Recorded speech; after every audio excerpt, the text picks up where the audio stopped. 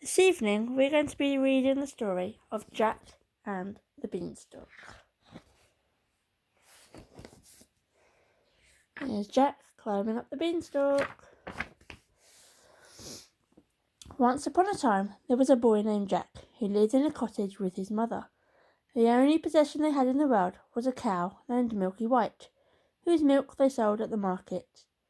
But one day Milky White stopped giving milk, and Jack's mother told him to sell her so they could get some money for food.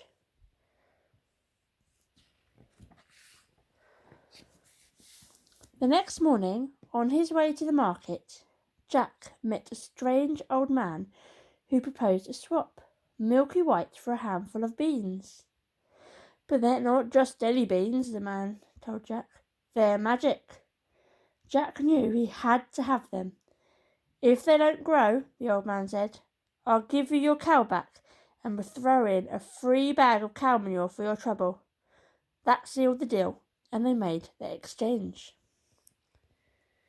Once he was around the next bend, the old man let out a whoop. He couldn't believe his luck. Ever since he'd eaten one of those awful beans, he'd had terrible pains in his stomach. He'd been coughing up leaves and shoots, and had begun growing out of his ears. When Jack arrived home, he proudly showed his mother the beans and told her of the special deal he had made with the old man. His mother took the beans and looked at them. "What?" she exclaimed. "How could you be so foolish as to give away our Milky White for a handful of beans?" And with that she threw the beans at Jack, and they bounced out of the window. To Jack's delight, when he woke up the next morning, he saw that the beans had grown in the night. They had formed a beanstalk that climbed up and up until it vanished into the clouds. Jack ran to the garden to take a closer look. "I wonder where it ends," thought Jack. "I bet I could easily climb it and see." So he took a firm hold and began to climb higher and higher into the sky. At the top he found himself beside a cobbled road that led to an enormous castle. Jack stood still with his mouth gaping open. He couldn't believe his luck. "You there! Stop!" Jack turned and saw a woman rushing towards him. "Do not go near that castle. A monstrous giant lives there who has stolen many treasures from the folk who live on this land. He eats children just like you for breakfast." Now Jack wasn't the brightest boy in the world, and he had never been in a castle before, so he ignored the woman and continued up the road. When Jack arrived at the castle, he knocked on the door, and it was opened by the biggest, tallest woman Jack had ever seen. She was, in fact, a giantess. Jack cleared his throat. "Good morning, ma'am," he said politely. "Would you be so kind as to spare a poor boy some breakfast?" The giantess had always liked children, so Jack was soon sitting at her table eating porridge out of one of her thimbles. Just as he finished his last spoonful, the house began to shake. "Oh no," cried the giantess. "My husband is home, and if he finds you here, he'll eat you for breakfast. Quick, hide in the oven." Before Jack could think about whether or not the oven was the best place to hide from a hungry giant, he leapt in, and the door was shut behind him. The giant thumped into the room and stopped abruptly, sniffing the air.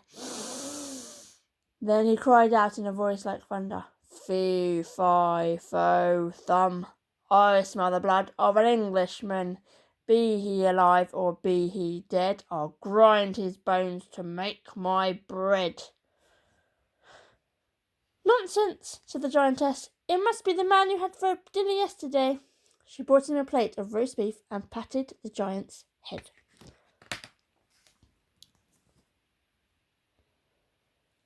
Once the giant had finished his meal, he got up and opened the door to the adjoining room. Jack could see through a crack in the oven door that the room was filled with bags of glorious shining gold. The giant sat down and began to count some of the money until eventually his head began to nod and he started to snore. Jack crept out of the oven. As he tiptoed past the giant, he snatched a bag of gold and ran as fast as he could to the beanstalk. When he got home, he told his mother of his adventure and proudly showed her his loot. "With this money we can eat well for months," she exclaimed, and she hugged Jack tightly.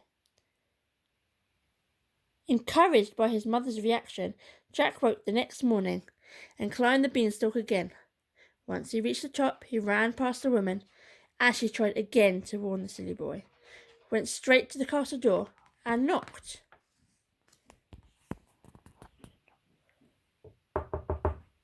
Soon Jack was sitting at the table, while the giantess smiled and watched him eat his porridge.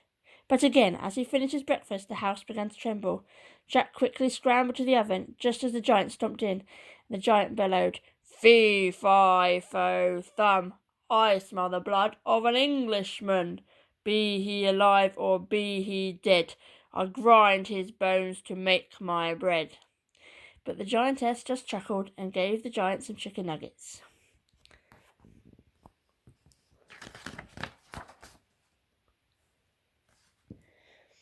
Afterwards, the giant left the kitchen for a moment and came back holding a hen.